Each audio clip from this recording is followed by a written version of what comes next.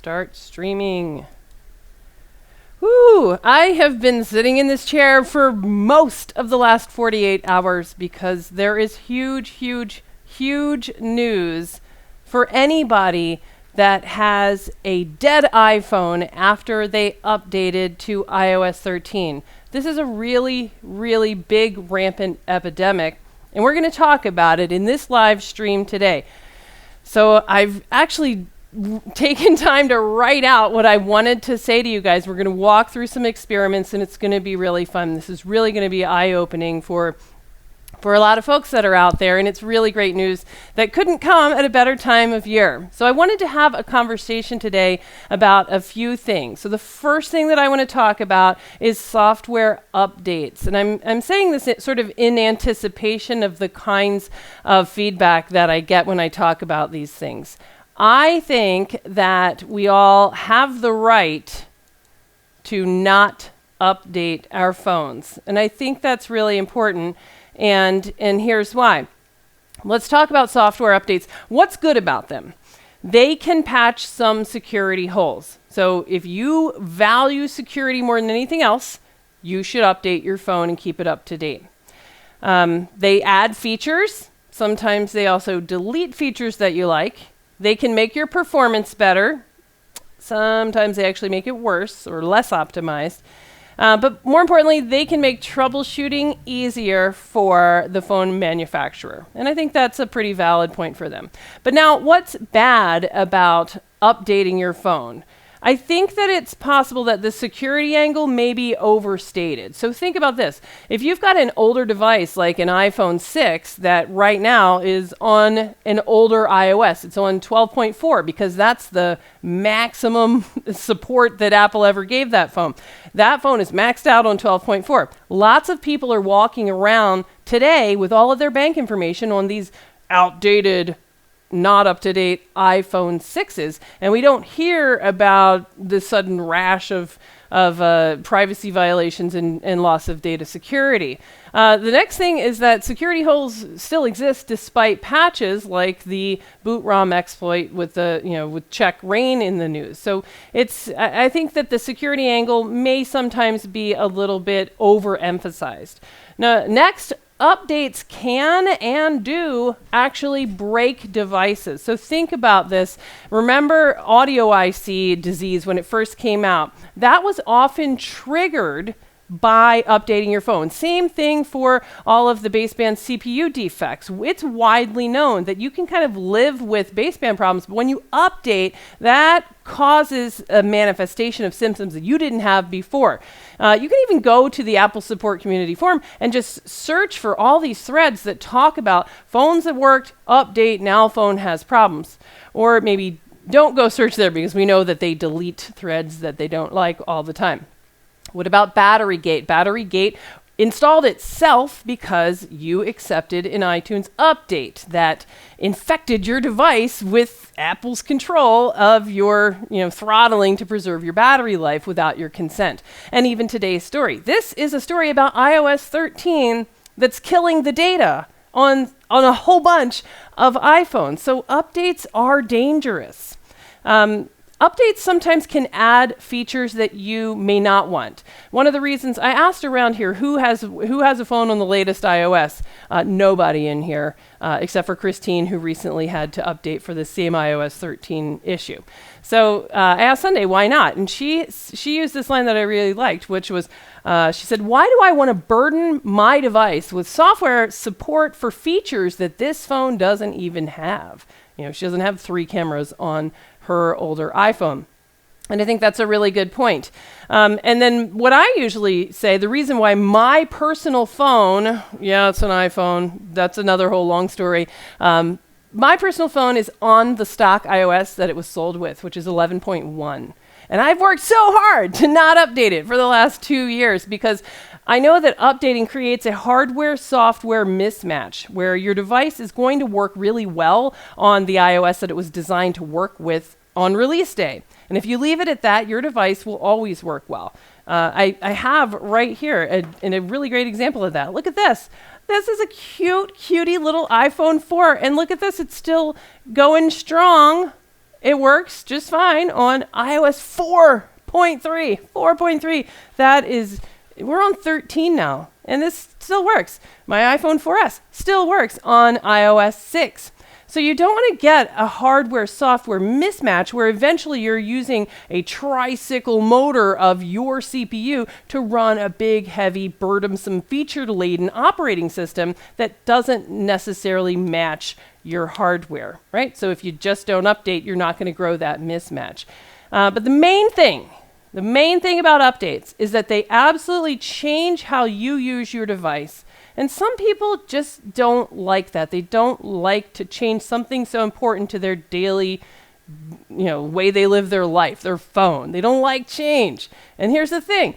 With all of these updates, the manufacturers, Apple, they do not let you go back. There's no option to go back. I think we need to fight against this, if there's anything that we can do, because that's really, really unfair. This is a problem because manufacturers are increasingly trying to control how we use the devices that we own, right? So I like this phrase that I've mentioned a few times on here, which is that authorized repair is really manufacturer controlled repair. Let's see if I can move that over.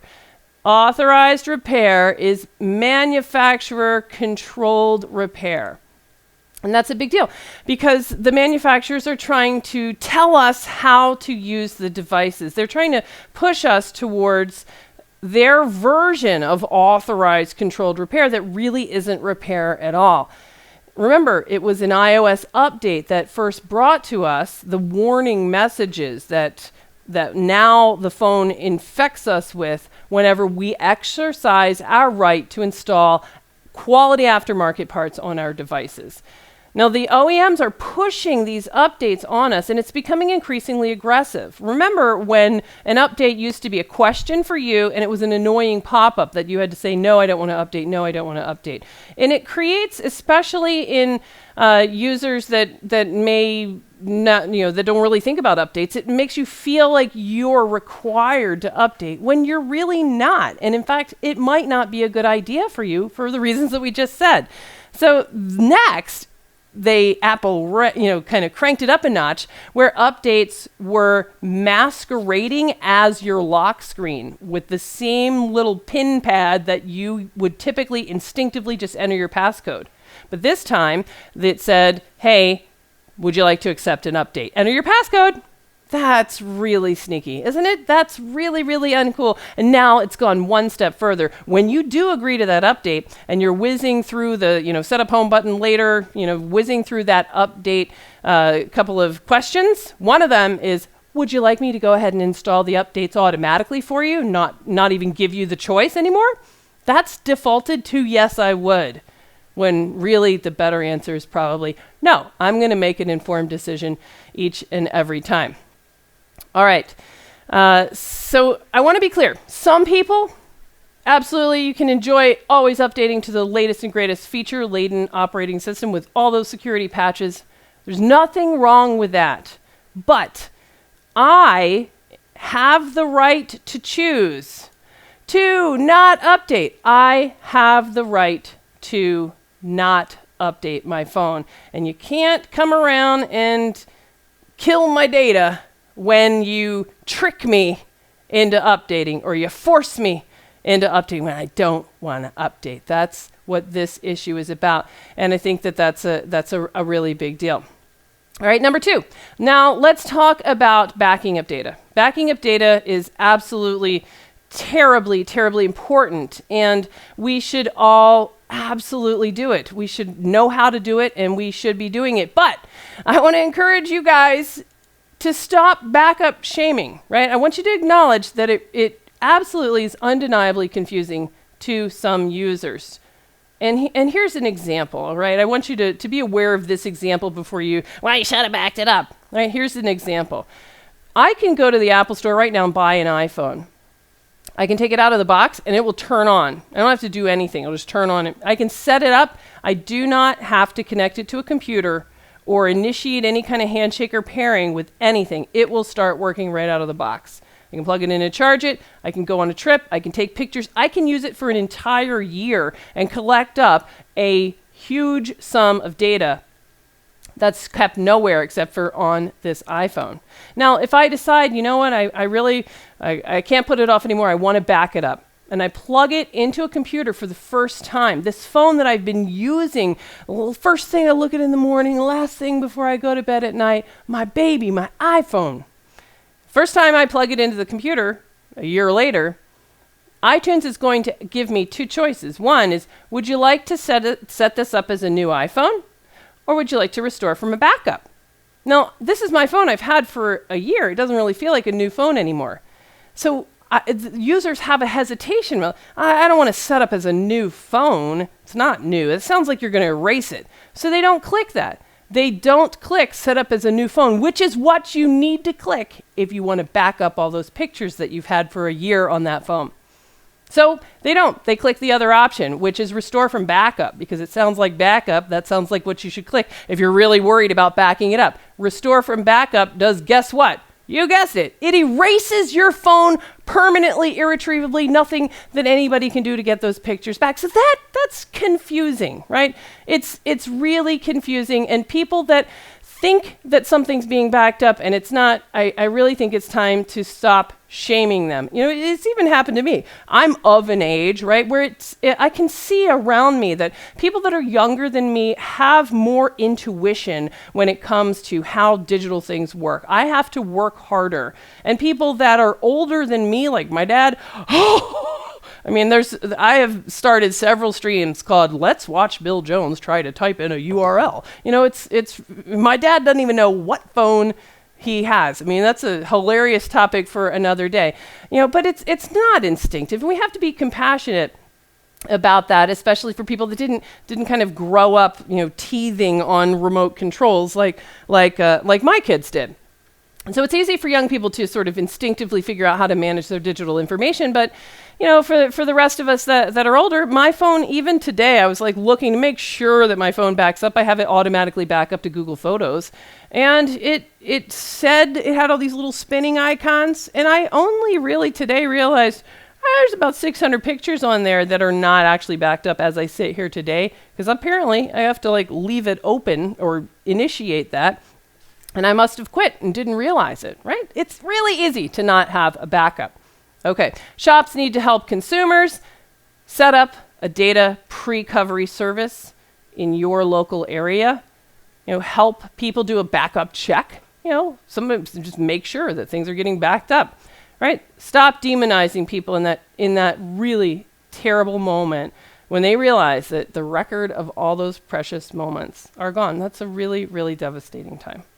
All right, and now, number 3, I want to talk about today's issue. So today's issue, I want to convince you guys today. I'm going to convince you guys today that the Apple update to iOS 13 is killing data on some iPhones. It's absolutely killing user data on some iPhones. So if you don't have your data backed up, maybe you're a person that doesn't like to update. You don't have your data backed up. If you update to iOS 13, there's a really good chance that your phone is going to end up like this one right here. This phone is sitting here. It cannot load. It cannot boot into the iOS. All of the data on this phone, as we sit here right now, is inaccessible. No one can get the data on a phone that has a boot loop like this right now, today, without some kind of intervention. All right? This is a really big epidemic, and I've had some conversations in the last day or two with some other data recovery companies to just try to get a sense of how broad of a problem this is. And the estimates that I'm hearing back are for anywhere from 10,000 to hundreds of thousands. Not 100, hundreds of thousands of users could be affected by this really massive problem. And that's why I put so much time into solving this and bringing this to your attention today. And then lastly, I want to tell you some good news. Today, we have a solution. There is a way to get data from this phone today. All right, so what are we talking about? And I see some live chat people here, and I'm going to answer your questions after we get to the end of what I want to share with you guys. All right. So the first thing that I want you to recognize is the symptoms of this problem. So you've been looking here for a while at this white phone. This white phone is in this category of death by iOS 13, and let's call this a long boot loop.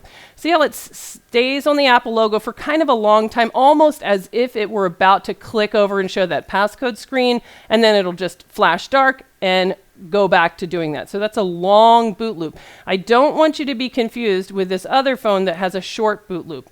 This short boot loop is very characteristic of a phone that has data corruption on the flash memory chip. Now, there are some other things that can cause a short boot loop, but generally a short boot loop like this, to me, that presentation is often going to be an inability to read the actual user data.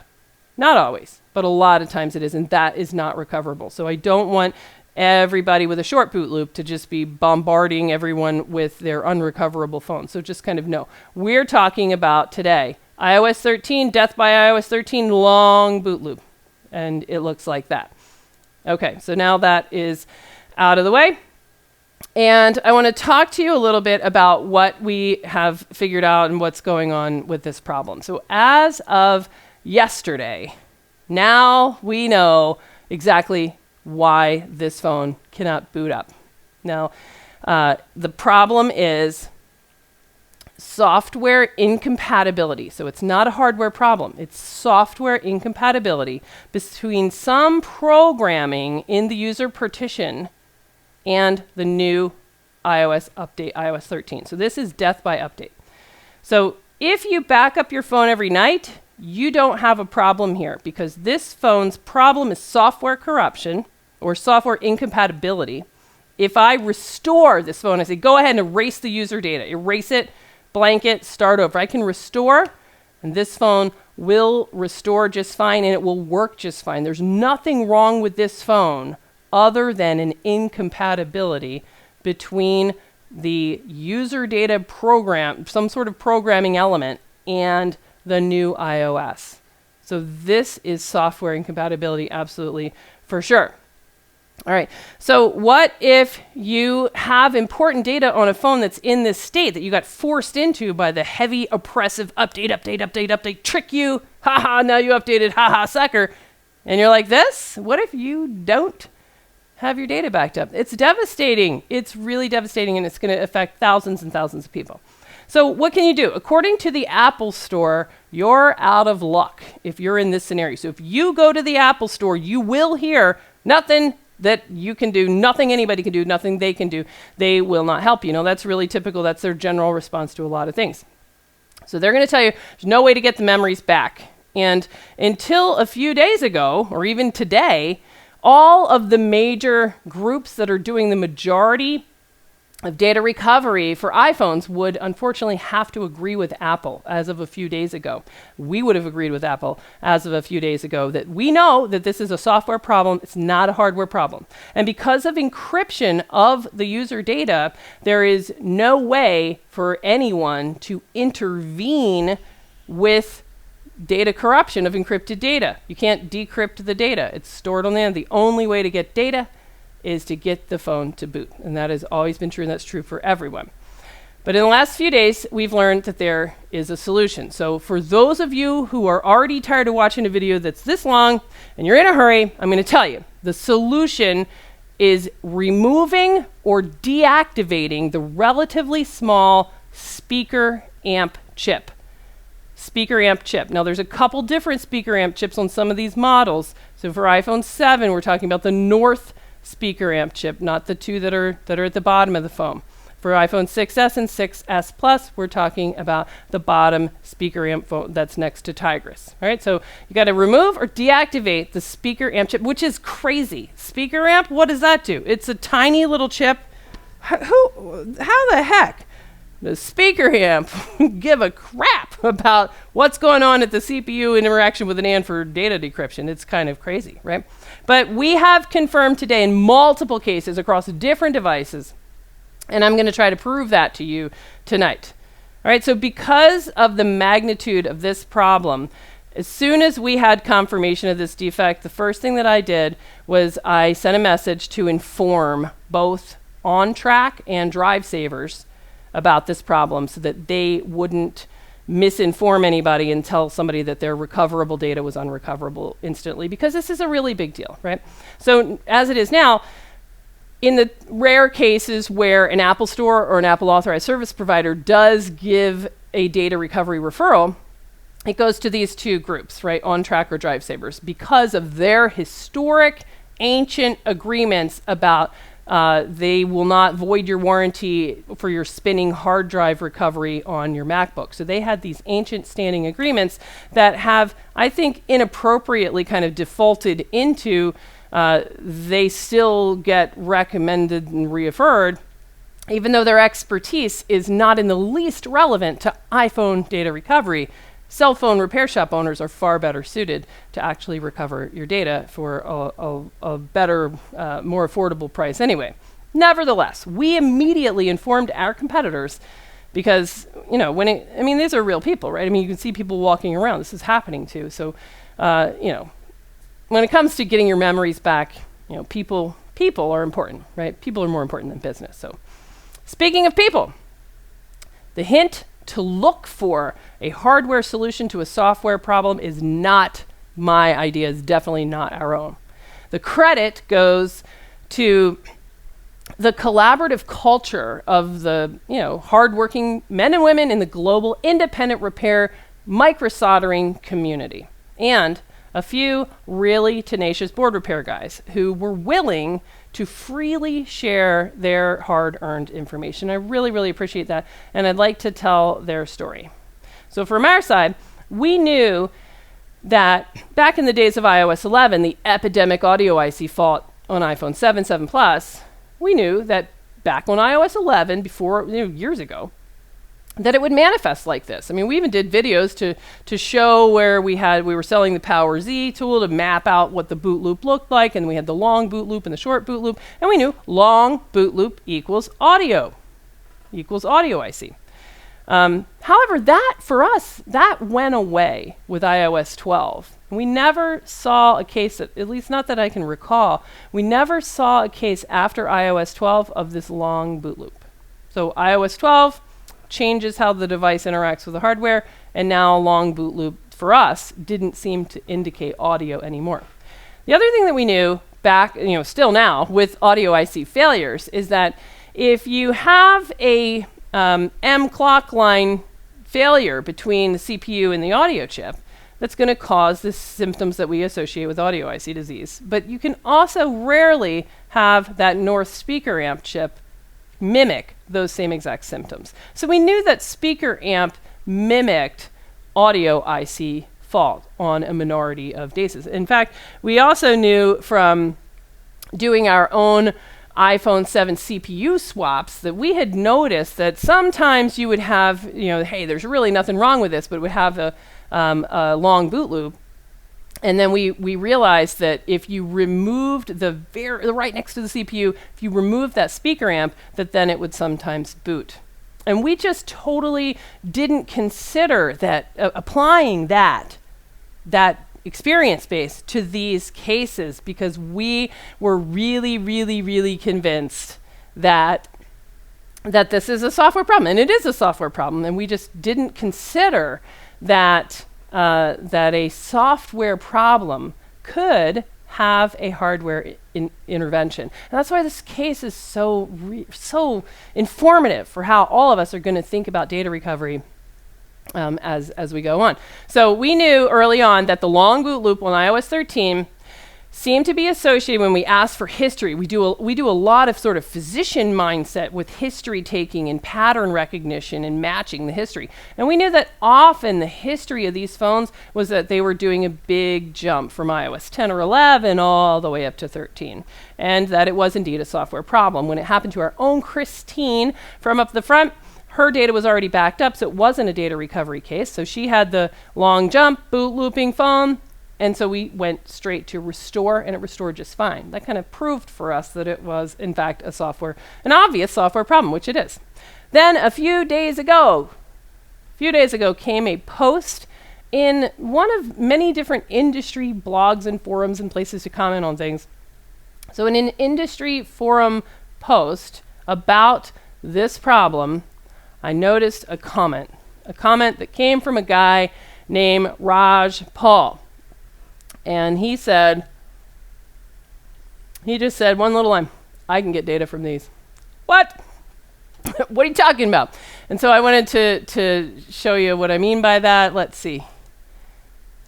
Oh, that's my chat. Where's this page? Let's see. Here we go. So this guy. Where did it go? All right, so this guy is Raj Paul. Now, I'm in Rochester, New York. This guy is in Australia. He is on the other side of the world. And that's what's so remarkable about how independent repair can kind of work together to solve these problems that you'll never hear about from the manufacturer. That he thinks, we were talking today, that a future update from Apple will patch this problem. I don't think so, because unless they watch a video like this, I don't think they're going to be aware of it, because they're just going to restore. They're not going to see data, and they're not going to care. They're just going to dismiss it. But we'll see. So Raj told me about how he came to understand this problem. So in his experience, he had seen phones, fairly recently that he knew that if you had any problem in audio on iPhone 7 Plus, audio IC, North speaker amp, or the other speaker amps, ARC driver, that any of those faults could crash the phone and make it, do this long boot loop. And then he learned that if you intentionally deleted audio, then you could get the phone to boot back to the lock screen. Let me take this away so that I can make sure I get that right. Yep. Faulty audio system is what he said, could make the phone not progress past the Apple logo to the home screen.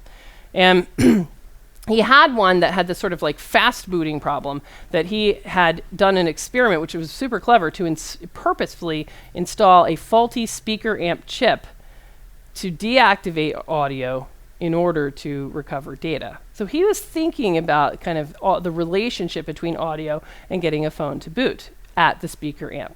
Right, so from there, he wondered if the same idea would apply to the long boot loop software problems that did not seem to fail update. So that was the key. These phones don't fail update. iTunes says, "Hey, congratulations, you passed." They just don't boot. So he said, I don't think that this is necessarily the same as error 14 or error 9 or something that's like a corruption of the user data.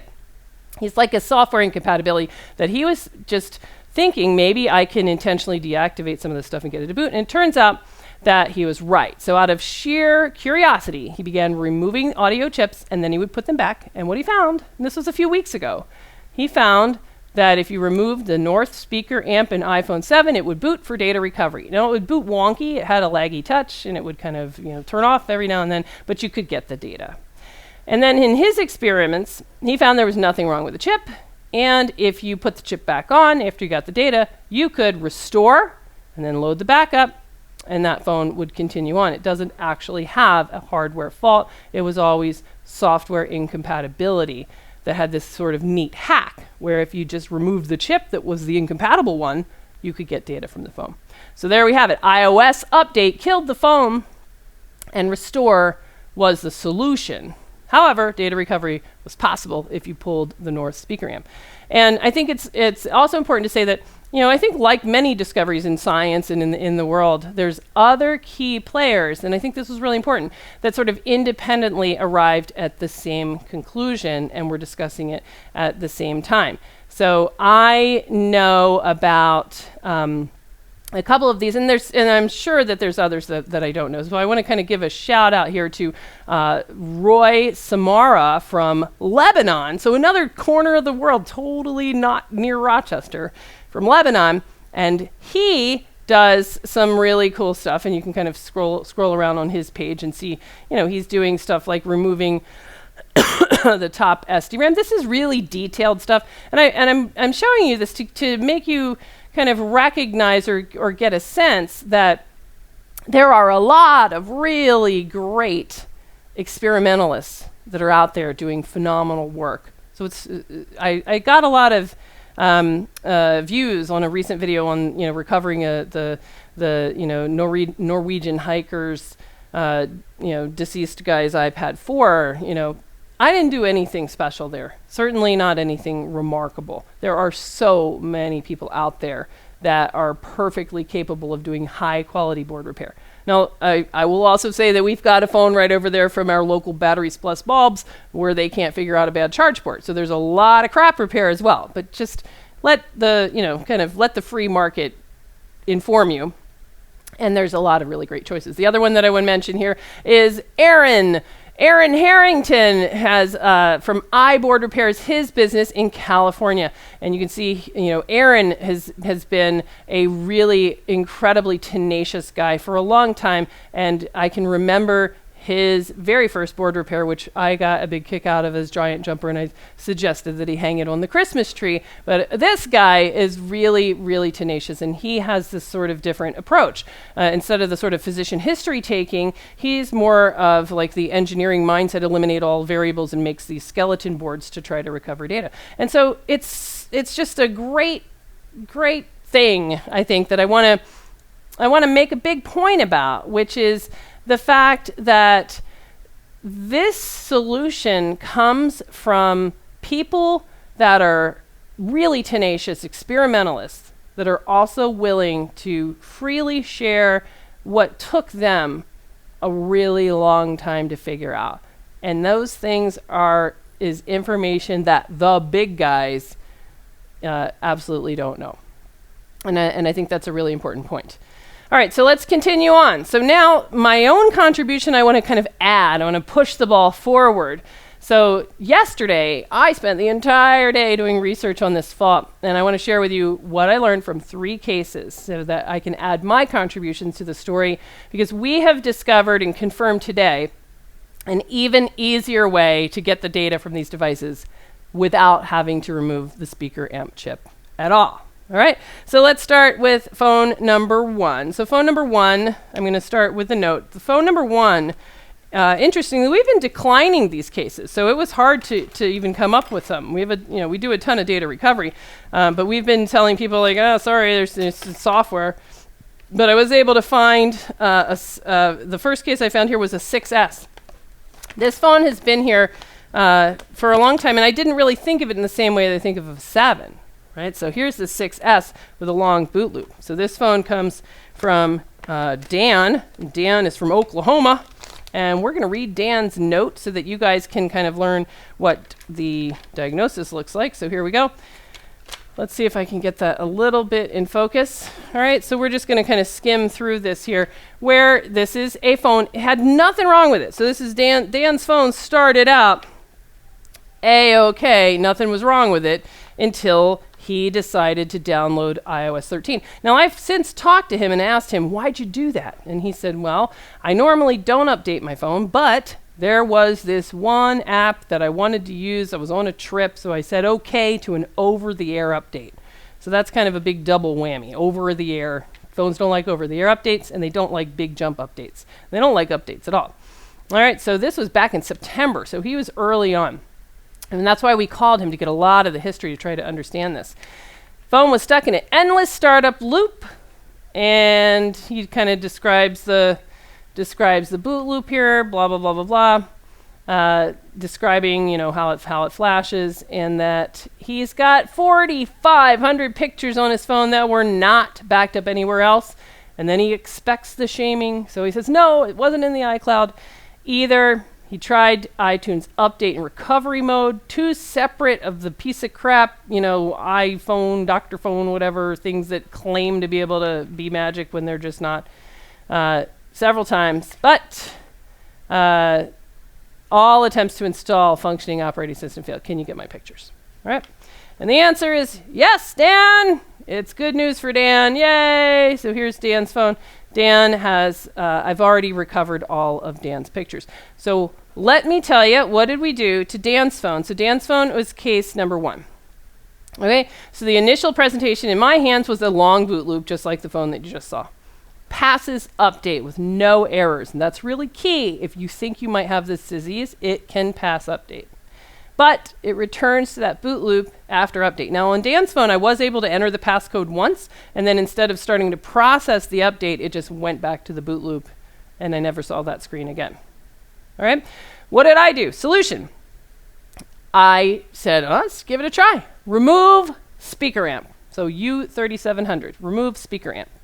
And guess what? Phone booted. So I removed the speaker amp and the phone booted up, and I was able to connect it and get data. So that was a really big win. But that's not enough. Let's do some experiments. So experiment number 1. What I did is I took the chip that I had taken off the speaker amp and I reballed it and I put it back on. And guess what happened? The phone went back to the boot loop. So I removed the chip again and the phone boots again. So what did we gain from that experiment? We have a conclusion. Now we know from experiment number 1 that the speaker amp incompatibility is why this phone can't boot for sure. All right, so then I did experiment number 2. So I didn't know if it was something about the firmware on the chip, if that's even a thing on a little chip like this, or if it was, is it the chip, or is it the data in the NAND and CPU? Where's the incompatibility? I'm not sure. So what I did is I took this chip off again, rebought it, I put it in another phone. That phone I restored, which should then, update the chip, at least in theory. Took the chip back off, rebought it, put it back on Dan's phone. All right, so after I took the chip off again, of course, his phone will boot as normal. And then when I put the sort of now updated speaker amp, guess what happened? Boot loop. So updating the chip does not solve. So now we know that the problem is a little bit more localized, right? It's not the chip. There's nothing wrong with the chip. And I verified that speaker would work on every one of these cases. It's not the chip. It's the programming on the board side. It's the programming in the NAND CPU, the actual user data, or some software in there with the user data. Experiment number 3. I took the chip off so the phone would boot again. Dan's phone could boot. I had a backup of Dan's phone. And then I put the chip back on and I told the phone, restore. So erase the user data, restore. And then I reloaded Dan's user data. I reloaded the backup onto the phone, and guess what? The phone is fine, and it has all of his pictures, all of his data on it. Now it's going to be missing some app data, so there's that possibility. So now we know that the real problem is not in his information per se, because I could image it, stick it in iTunes, and stick it back on the device, and it would work, right? So the problem is definitely not the chip, and it's definitely not the actual user data itself. It's the programming software. So this is 100% Apple's fault, right? That's what we learned from Dan's phone. So thank you, Dan, for your service. Your phone is all backed up, and you'll be hearing from us shortly. All right, so now let's move on to case number 2. All right, so case number 2 is a 6S Plus. All right, so now I wanted to know, all right, I've got a 6S Plus. So now we know speaker amp, and this was unknown, right? What we've heard about from the community is speaker amp iPhone 7. 6S and 7 are really different from the way speaker amp coordinates and interacts with the rest of the chips on the phone. So what about a 6S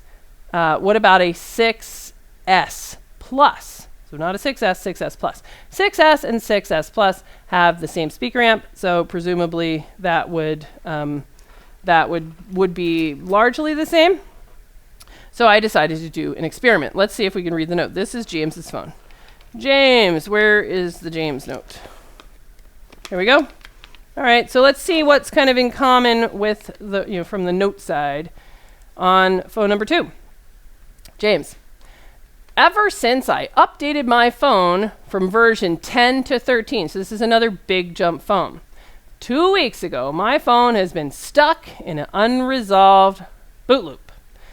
He took it to Apple, and let's see what they said. They made it update again, but they couldn't revive the phone. And they told me at that point that I would need to restore it to factory settings, thereby losing all the data that had not been backed up. His contacts, calendar, notes had been backed up. Good job, James. But all his pictures and videos had not, despite me thinking that they had been backed up. Don't worry, it is a backup, shame-free zone up in here. All right, we get it. It's hard. So he thought they were backed up a month earlier, but it turned out to not be the case. Very, very typical complaint. So before he decided to give up on his photos and videos, he took it to a guy that we know, My Emergency guy in California, and they didn't open it up, but put 3 hours of work just trying to get it to update. Like it doesn't have an error. Why can't it boot, right? And then they didn't charge him anything. They gave it back and said, we don't know.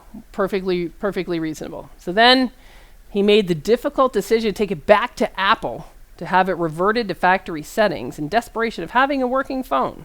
So he goes back to Apple, and he says he went back to Apple, and it could not update.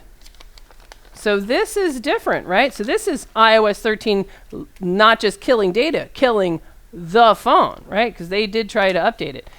Apparently, the software update damaged my hardware. No, it didn't. That's totally not true. Just to be clear, we have ruled that out. There's nothing wrong with the hardware on this device. This is 100%. The software update is faulty. Apple damaged the compatibility, and that was it. Then the girl working it up had the nerve to try to sell me a new phone. I told her, no. And here's the other thing that he says that, the reason why he hadn't updated is because he saw all the issues my wife had with her iOS device after certain updates. And that's the main reason that he'd been holding out so long on updates, as is reasonable, right? So he gets a Galaxy and he's pretty happy with it. Now he's kind of thinking back and he sees the YouTube channel, and so he says that he's got years of pictures, very important videos, exercise videos, and all this stuff, and he really wants to get it back. So that's that note. All right, so now we've kind of got this history, another phone killed by update. And I'm doing this video because I think this is a really big epidemic, not just one phone here or there. I think it's a really, really big deal. It's a really big epidemic. So where is his phone? Here's James' phone. All right, so let me tell you what we thought to do with this one. All right, so we're guessing that James's phone probably has the same thing going on. What are we going to do? We're going to remove the speaker amp. But what about this? Let's think. Let's do an experiment. Instead of just pulling the speaker amp and getting data, what if there was a way to somehow deactivate the chip without actually removing it? Let's try to do it. Let's try to do that. So what if, let's go to the schematic and try to guess. And this is where I really want you guys to pay attention here, because there will be a quiz. All right, so let's go take a look at the schematic for 6S Plus. If I can find schematic, here we go. Schematic. Let's promote schematic over HandCam. There we go. 6S Plus, is that what we're on? Yep, 6S Plus. So here is the speaker amp. So rather than just pull the chip, let's think. How can we turn it off? Well, can we cut power to it? Let's see. VCC main. That's we could pull this little coil, but that won't really cut power to the chip. So unless we came with a razor and really cut that line, we won't be able to do that. We could take the chip off and delete those balls there, but then just take the chip off. That doesn't really save any time. So what about all of this data stuff? This is all output, so we can see the actual speaker amp power out, right?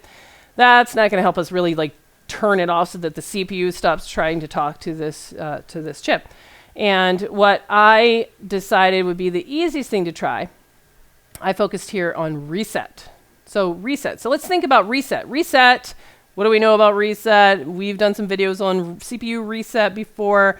And reset, let's think of it like this is where being old is a strength.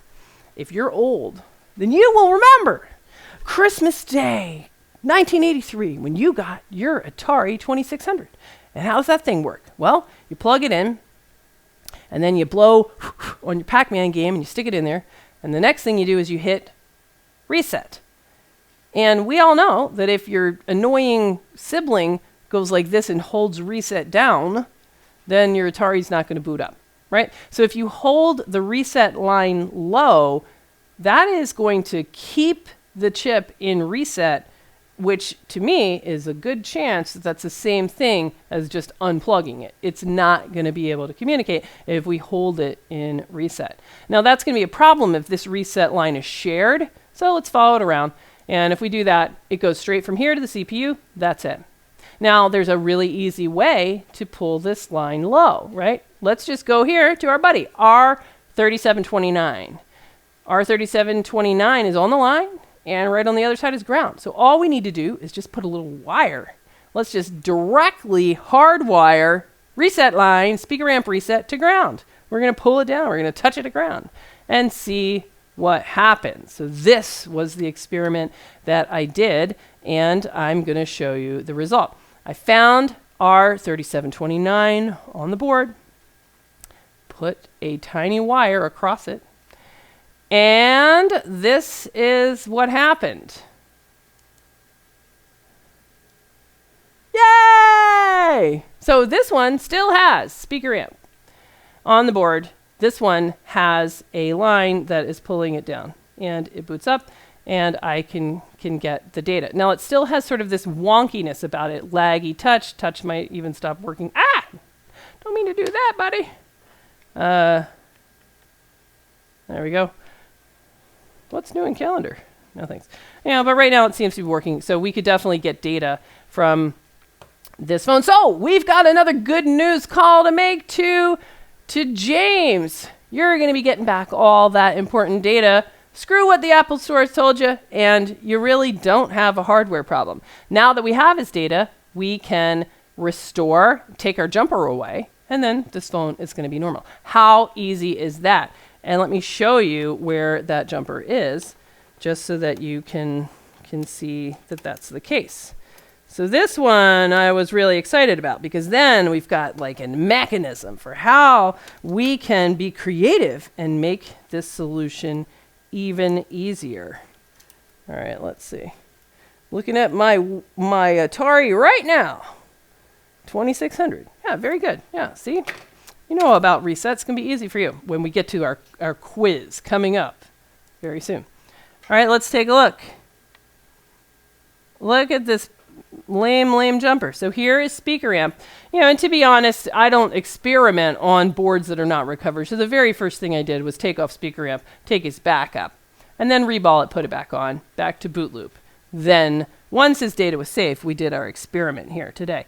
And you can see right here this is that resistor, and all I did was just solder a wire right across it. That's it, tiny little wire right there.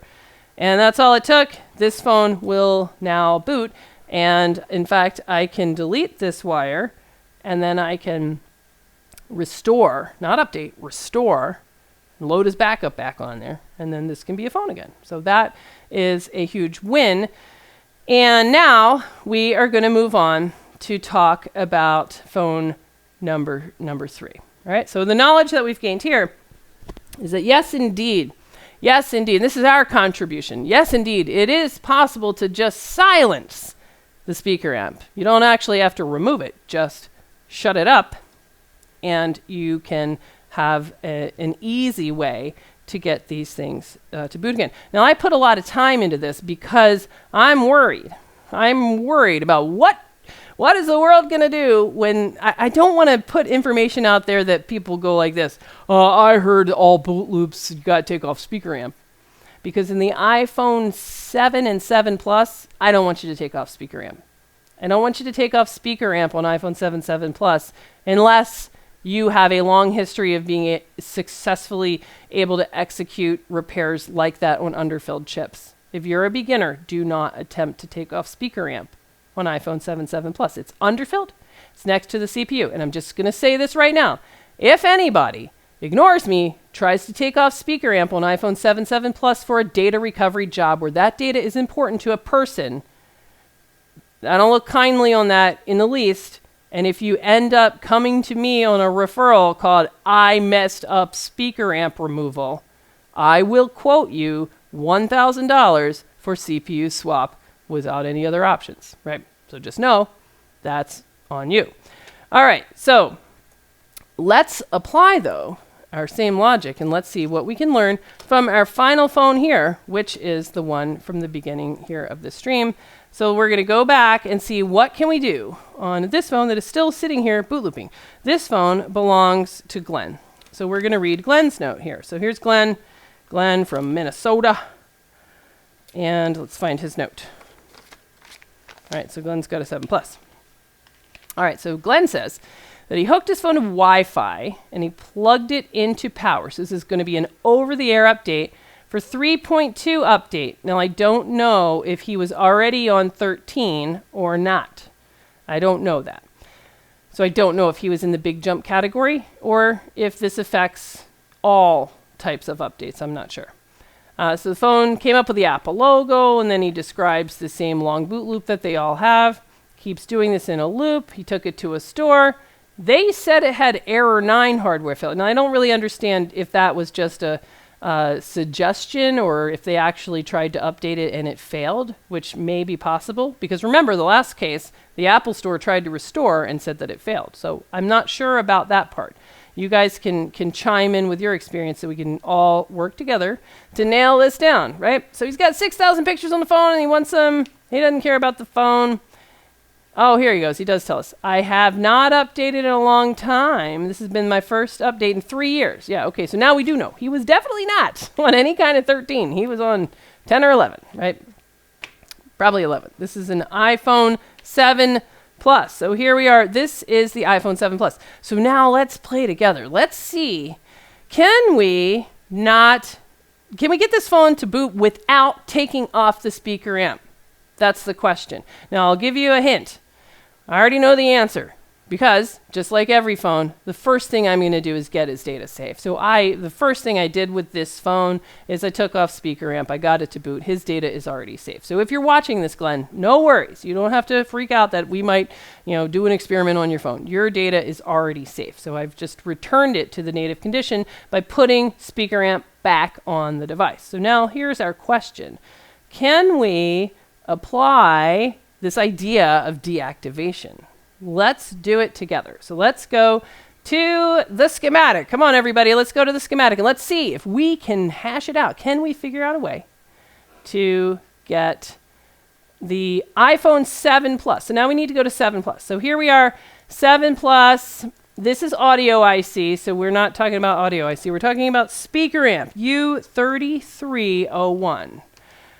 Which, if you've already taken off a bunch of speaker amps, I'll give a shout out to store.iPadrehab.com, where we have for sale fresh new speaker amps that I'm super excited to be able to sell because I actually ordered a whole bunch of them because I was too dumb way back when I saw my first iPhone 7 to realize that audio IC was 3101. And speaker amp is 3301. So I ordered 3301, and I got a bunch of speaker amps that I've had here for all this time, and I still had some of them left. So we stuck those on store.iPadrehab.com. But that's a little bit of an aside. Now let's kind of focus. Now this looks really different. There's a lot. Whoa. Who the hell is Maggie? There's a lot more going on with iPhone 7. So that's why it's so remarkable that this same problem is shared between 6S, 6S Plus, 7, 7 Plus, and who knows what else. That's pretty crazy. All right, so let's see. How could we turn this sucker off? All right, I don't see a way that we could get rid of main. We can't just kind of carve out or cut these lines. Maybe we could if we really looked to kind of cut a trace, but I don't think it would be easy. So let's see, most of this is output, so that's really not going to help us turn the lights out on this chip. So we're really going to be looking in here. So we could, let's look at one of these I2C lines. So I2C lines are definitely going to be shared. This is going to be a major communication bus from the CPU to many chips. So if we did something with that line, the only thing we could do is break it open so that it didn't actually go to the chip. And I don't see a good way to do that. And now this is a good one. Audio to the CPU interrupt when low. So interrupt would be like, hey, I want to say something. So this chip needs to be able to, hey, I want to say something, kind of the hand raising line. Hey, I want to talk. So if you could probably shut them up if you opened this line, probably. I don't know. Let's go with what worked for us in the past, though. So let's take reset. So let's just apply straight up reset. Okay, reset worked in 6S plus. So let's see. Now we've got an easy thing we can do here. Aha, another resistor. Yes. So a resistor is a great spot to kind of tap into the line without having to like pull up the chip or go someplace far away. So what do you think would happen if we took speaker amp reset in the iPhone 7 Plus and we connected it to ground just like we did? Let's do the exact same thing because that's what our knowledge base says. Right now, just to be clear, we're talking about the north speaker amp. So speaker amp 2, the one at the top of the phone. Right? So in iPhone 7, there's these other speaker amps that are not this speaker amp. And this is the speaker amp that when you pull it off, the phone will boot again. Should we try making a jumper here? So we have to find R3301. So let's do it. Let's go on a hunt for R3301, and I'll show you where that is if I can pull up ZXW. R3301, let's see. Why not short across R3301? Basically, great job, Rob Brown. What a great suggestion. Let's do what Rob says. 3301. Let's short right across that thing. All right, so it is, let me bring you guys over here to ZXW. And let's just promote ZXW. There we go. So ZXW, available at store.ipadrehab.com. We are going to find it. There he is. See him? R3301. So R3301 is under the topmost CPU shield. It's right next to speaker amp, which you're going to see has, like I described, it's already been off and back on this board. Don't mess with speaker amp if you can find another way. It's a really tough chip to work with, especially if you're a beginner, especially if you don't have good equipment that you know really well. So here he is, R3301. All we need to do then is to place a little jumper there, and let's do it. So let's apply. Let's go ahead and quiet all this down, and we're going to go to the microscope. All right, so we're going to disassemble this, take the board out. Actually, I don't really even need to take the board out. I'm going to not take the board out because that makes it even easier. All right, so because I've already unscrewed the board, I've already been working in this area, my CPU shield is already off. Now, if you haven't taken this CPU shield off before, practice it. It's not the same as the other shields. It behaves differently. It's going to tend to stick down, and you're going to overheat and kill the CPU, which is not my problem. All right. Where is our guy? R3301. There he is, right next to the little jumper that I saved right there. All right, battery's disconnected.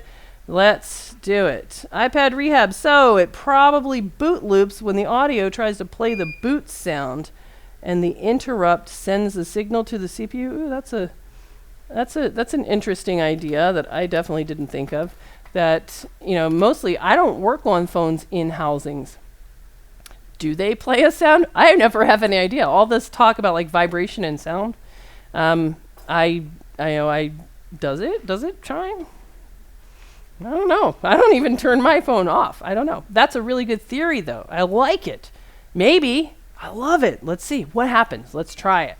What happens if we just plug in headphones? That's going to be tough since it's an iPhone 7 Plus, but we can still do it.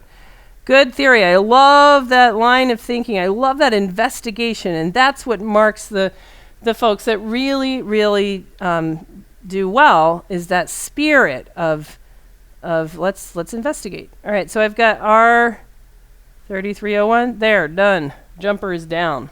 So all I've done here is reattached an existing jumper that I had already been playing with today. Because remember, I've been sitting in this chair for 48 hours, pretty much, minus a little brief tour to go Christmas caroling with the Honey I Falls Brownie Troop. Oh, also, minus an hour spent procrastinating. I figured out how to avoid procrastinating. You can avoid procrastinating if you find something that's even more distasteful, like do all this research for this video is even worse than having to write the article on technology that I need to write for the NBC news piece. That's how you avoid procrastinating. All right, so let's get this thing. So now I've got that jumper on. So here is the money. Is it just as easy as that? Can you just jump across R3301, or not even across, just from the line side, the reset line, to the shield? Anything. Can we just send speaker amp reset to ground? Will it boot? Will it boot? Let's see. Let's find out. Maybe I have to connect the power button. Nope. Okay. Cross your fingers, everybody. Will it boot? Will it boot? Will it boot? What do you guys think? Let's see. Bunch of people use Android. Bunch of people fix phones by getting Android. I don't think that really helps you get back your memories, though. Come on. We're rooting for you. Is it gonna boot? Will it boot? Let's enter the passcode. Oh no! Oh no. It didn't work, guys. And it seems so close. No touch. No touch. Now, I've already been here before. And it always has no touch. And if you say, well, maybe that screen's bad, and you get another screen, still has no touch. And if you say, well, maybe the jumper is wonky, it still has no touch. And if you say, well, maybe I damaged the connector, still has no touch. And if you say, well, maybe it doesn't have touch because the home button is plugged in, and you take it out, it has no touch. It is legitimately deactivated touch, and there is nothing that you can do with this solution to bring back touch, which is very interesting, isn't it? Who would have thought? Nobody would have thought that you would have no touch at all, not even laggy, just no touch from deactivating speaker amp reset in an iPhone 7 Plus, especially when you can deactivate it in iPhone 6s Plus, phone boots up and touch is fine. Crazy times. But that is the legit finding. So now here is the deal. It turns out, and I'm going to show you this. I'm going to show you, but I'm not going to tell you. There is another jumper. Jessa's secret jumper. There's another jumper. I'm going to do it right now. I'm going to sit here right in front of you. If you came and you stood right behind me, you would know exactly what I'm going to do. You would be able to see me do it. In fact, one of the ways you can probably find out is if you watch the local Rochester news, because they happen to be here today at 4 o'clock. Look, it's so close. You can see. Here's the board. I'm going to work on it right here. I'm going to put another jumper. I'm doing it. I'm going to grab my iron, and I'm going to do just a secret jumper. I'm going to do just a secret jumper, and I'll tell you why.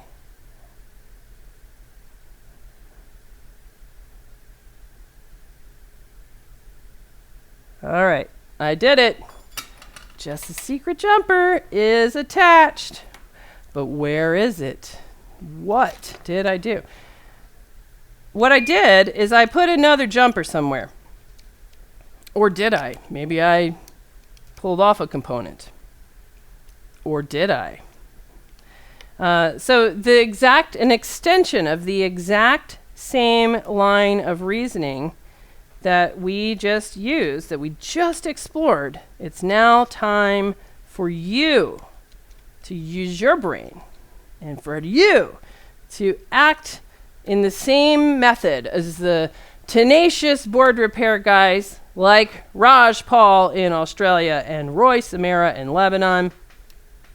And it is time for you to use your brain to figure out what else could you do to experiment. I want for you guys to experiment. There is another way that you can kind of solve the same problem, deactivate speaker amp without taking speaker amp off the board. Something else you can do.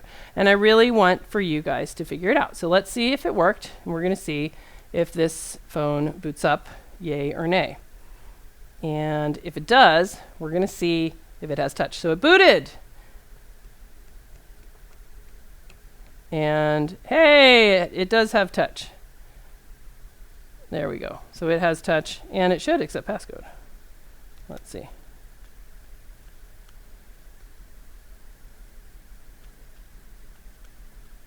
I think it does accept passcode, but we're not going to show its passcode. All right. So here's the thing, guys. Let's go back to here. Let's go back here and show you guys this. I've been getting a lot of flack, and I kind of had to really wrestle with this as I prepared this video. This is an unexpected result with this whole jumper solution idea, and I had a lot of fun thinking about it and exploring that. I've gotten a lot of flack where people were annoyed that I took something that was kind of developed by collaboration by people that put their heart and soul and devote, like I do, hours and hours and hours of time that they think nothing of sitting in a chair for 48 hours. And just sort of like giving it away to the companies that didn't know, that are going to take that information and they're going to use it to make, hundreds of thousands of dollars. I get it. That feels bad. I felt compelled to do that because I can't look at an individual who has a lifetime of memories that they've been taking pictures of things like Girl Scout caroling, that's just incredibly sweet, that they don't have copies of their pictures. I can't do that to a human being, to a person. But I do get it. It's hard to just sort of, spend all time looking at stuff. So what I decided to do is to lead you very close. You don't have to take off the speaker amp. There are solutions. I've showed you how to use your brain, how to think about it. And I really, really want for you guys to take it from here. I want you to take that lead and to join the experimentalists that we've talked about in this stream. I want you to join independent repair and to show how you can use your brain to pitch in and do your part and to think about it and to learn how to think and have fun with it. And it's going to feel so great when you figure it out, when you figure out, aha, that is how this works. You're going to be able to get it. You're going to be able to figure it out. It's going to be really, really cool. And I want for you to feel that. I want for you to have that experience. This is how that we work together. We build on each other's ideas. And that's what's really great about this community, because together we are fighting against the manufacturer-controlled repair and their rhetoric that they want consumers to believe. By doing really good work, we can fight against that. And I think that's really important. So you can post on forum.ipadrehab.com. So forum.ipadrehab.com has a free It Takes a Village section, and you can see, let me show you that. So there is, where's browser? If you haven't been over there lately, forum.ipadrehab.com has this, It Takes a Village. This is always going to be free. You don't have to subscribe. And you can post in here like this, hangs at Apple logo after iOS update, boot loop solved. And just kind of share if you kill yourself on something that you want for others to also be able to benefit from, or to jump off of your idea and then maybe share something with you. That's one place you can do it. Another thing you can do is just comment here on this video. I am going to be watching this video to see comments from you guys, to see what you come up with, and I'm really excited. And in the spirit of Christmas, iPad Rehab is going to send a little gift from store.ipadrehab.com to the first person who uses their brain to figure out, test, and verify an easy way to get data from an iPhone 7, 7 Plus long boot after iOS 13. So this problem without removing the speaker amp. I just don't want to put content out there where people are going to start messing up the CPU by trying to rip off the speaker amp. So don't do that. All right, so I want you to get busy. And remember, if you want to support our content, then visit us at ipadrehab.com. Sign up for training. We really love to teach. Buy some supplies or join our subscriber forum. And now I'm going to click over and see what you guys are talking about in chat, and then we'll be pretty much time to get out of here. Just broke my brain. What? Try to go as long as possible without updating because the newer iOS will be slow. Yes. Are you able to recover data from an iPhone 7 Plus stuck on recovery mode that won't leave recovery? The answer is that depends. Some of those are solvable, but a lot are not. Let's see. Scientific mind does. Share our knowledge so that others will learn and build from their knowledge. Yes. Research person, exactly. All right. Yes, I'm really interested to know if who was it that said what if you just plug in the headphone? Headphone theory, yes! Figure it out. I would love it for it to be the headphone theory. All right, let's see. Definitely CPU lines. So I really love for you guys to put some thought into it because it's super fun, and I really hope that I've given you some tools to do it, to think about it, and to not just see speaker amp, take off speaker amp. Think about it. I bet that that you're going to have a really good, fun time with it. And that is it for this stream. So Merry Christmas to everybody. I am going to do some fun Christmas videos. We're going to call up all of these people and give them the great news.